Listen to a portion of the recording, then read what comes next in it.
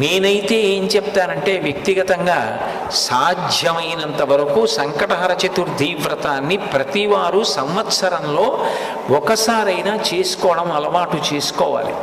నేను ఎందుకు ఈ మాట అంటున్నానంటే, వేదవ్యాసుడు దేవీ భాగవతం చేస్తూ ఒక మాట అంటాడు, కాలో హి బలవాన్ కర్త సతతం సుఖదుఃఖయో నరాణం పరతంత్రాణం పుణ్య పాపానుయోగత.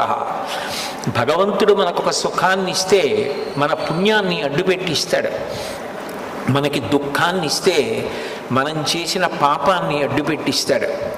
నేను చేసిన పుణ్యమేదో నాకేం తెలుసు, నేను చేసిన పాపమేదో నాకేం తెలుసు, అనుభవంలోకి వచ్చేశాక తెలుస్తుంది. అది అనుభవంలోకి వచ్చేసి సంకటం ఏర్పడిపోయిన తరువాత పరుగులు తీసే కన్నా అటువంటి సంకట స్థితి రాకుండా ముందే సంకటహర చతుర్థి వ్రతాన్ని చేసుకున్నారనుకోండి,